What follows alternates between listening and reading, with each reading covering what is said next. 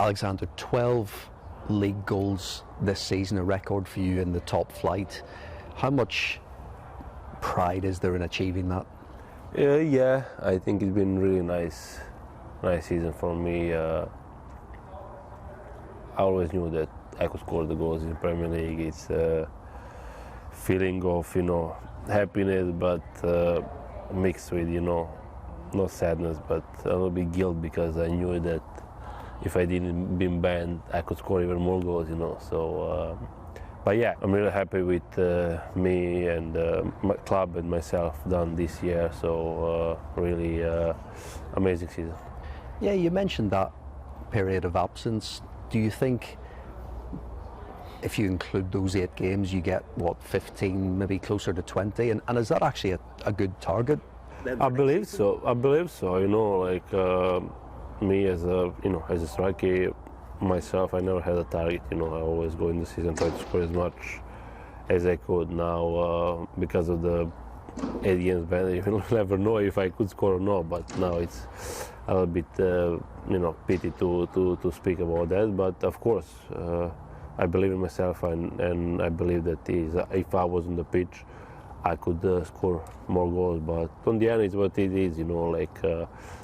I have to use the time in next 2 games that I have on the pitch to try to score a few more goals. And if we get 3 points as well, it will be one of the best seasons in club's history, with the most points in the history of the Premier League for this club. So it is already, but it could be even, more amazing season than it is. Harrison Reed said last week that when you came on against Southampton, you said to your teammates, "Come on, boys, I want a goal." And then when you scored, you say you want more. Yeah, totally. Is it an obsession for you? I think not just for me. Well, this is for me, but I think for any striker, if you ask, he wants more and more.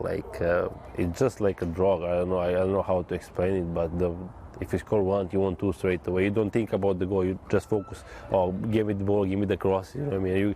You get upset. So every training, I try to score goals. I compete with. I compete with myself, I have to try to score more than I scored yesterday. If I didn't have a good training session, I stay after training and put just a few balls in the net, just to keep that, feeling going, and just to feel good, because when you score goals, you feel good. So it's something that, it doesn't matter. As a striker, you can win 3, 4. If you didn't score a goal, you're going to feel nice, but you're going to miss something. So I think it's very important for the striker to stay hungry. You see the players like Haaland, like Ronaldo, like Benzema, they score a lot of goals, they want more. So I think it's something that's addictive. I don't know, probably, but yeah, I love scoring goals, and in this team, I know they're going to create chances, and if they create chances, I'm going to score goals. So clearly, all goals are important for strikers, but is there one particular type of goal that gives you satisfaction? You think that's my favorite? Not really. If you ask me, I like more tap-ins than the free kick goals. I don't know why, but it's something that you're on right place, right time. You predict the game good and you just tap in. So I think for the striker, the most important thing is to stay focused and to read the mind and to predict what's going to happen. So if you predict what happens, you score a tap in, it makes you feel really good, because you don't have to run 30 yards, you don't have to dribble, you're just right time, right place, and just put the ball in the net. You don't get tired, you don't do anything, you know what I mean? So I think for me, every goal is important, every goal is special in a different way. Of course, you have more important goals, less important goals, but for me, the goals are like my babies. Every goal is special in different ways. So you're taking the tap in over a 40-yard volley off the underside of the crossbar? Yeah, well, I never scored that was, so I don't know, yeah, but I take any goal. I even last year in the championship, I scored one with my knee, and the keeper hit me in the knee, went over the keeper and went in the net. I was celebrating it's 25 yards, free kick, So goal is goal for me. Just need to go over the line.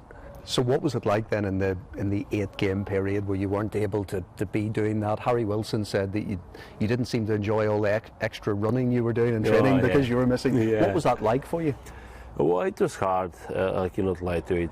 It was hard. On the Saturday, I felt how much the team, the fans, the club, the manager, they waited for me to come back. I felt really I can say really special, you know. Like soon as I entered the pitch, even the warm up, our crowd, they went crazy. I never seen a lot. Even when I play national team, I don't see this much Serbian flags, you know. So it was really amazing moment. And when I entered the pitch on 60-something minutes, I think the crowd went more crazy than when we scored, you know. So it was really special and important moment for me. And you know, the amount of support I had was amazing and made it easier to go through all of this. And how do you reflect on the incident itself at Old Trafford? What was going through your mind, and do you have any regrets? Regrets, like, you know, as I say, I think as myself, like always, you know, I'm an honest guy, and no matter what I do, good or bad, I always stay behind what I did. And this time, I made mistake. It's clearly, and I raised my hand. I said a lot of times I made mistakes. I should not react like this, and I should not touch the referee. I should not act like I act, and that's it. I think for me, as I say, it was the most important that I speak after a few days with the referee, and for me it was important that he knows that was nothing personal to him. Or he just reacted. He understands. Like, I care so much for the winning, for this team, for this club, that you know, I react. Really, I play very emotionally, you know, and in this period, I didn't control myself. I made mistake, and I accept it. I get punished. I get fined. I accept all of this, and it's something that is behind me. I learn from it, you know, like, and to be honest, the way I play is not going to change much. Of course, I'm not going to attack the referee, but you know, I'm the winner, and no matter if I play against you now, video games, or against someone on the pitch, like, I try to win. I try to be on the winner side, you know what I mean? And I had a lot of conversation with the manager, and he told me, I don't want you to change. I want you to be, of course, to control yourself better, but this is who you are, you know. Of course, it's something that I learned from, and it was tough for me. I can lie if I say, it was not tough. It was tough for me, tough period, but it's behind me now, so I either go back, I go forward. So let's stay behind, one more lesson, and you know, move forward.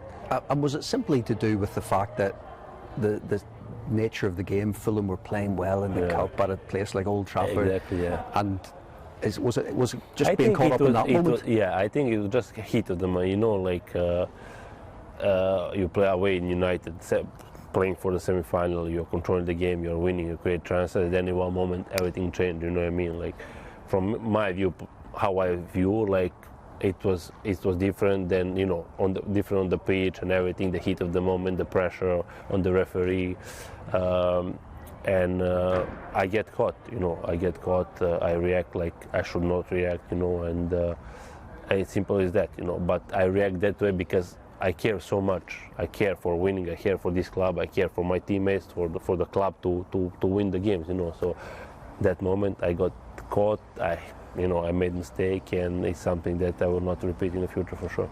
You say you care for the club. What a season it has been, not only for you personally, but you think Fulham going for the top 10, you think the record points total for a Premier League season, and even if you win against Crystal Palace, this one maybe more for the supporters, you finish above Chelsea. What does all of that say about Fulham's season? Well, it's amazing. As I said, like, I cannot say, I'm going to lie to you, if we were not confident before the game. But of course, if someone say we're going to have a season like this, we will say, like, wow, you know what I mean? We know that we have quality in this team. We know that we're going to stay up. We know that what we bring as a team to the table, and it's been a pleasure to work with the manager, with his team, and the atmosphere is amazing. I think you could see that on the pitch as well, like, you know, and I think we've done a lot of good stuff this season, but I think with this manager, with this team, this club, it's so much room for more step forwards, for improvement, and I think hopefully if we stay together, improve the team, I think we can be even better. Is that the key? Everything staying together and of next course, season? I think that should be key. You know, you never know what's going to happen, especially when you have the season like you had, and signing like, you know, Palinha and you know, Leno, like the people who, like, you know, if you ask anyone before the season who Palinha was, nobody would, you would know he played somewhere in Portugal, you know what I mean? But now I think whole world know for him, and for me he was if not one of the best, he was the best signings in the Premier League. You know, name me one player who made a bigger impact on the team like him, Willian, Brand. Like, so I think we were right in the spot, man, or with the signing. We keep the team that we had in the Championship and made some good and big adjustments with the experience. And I think if we keep continuing like this, I think this club can go like even better.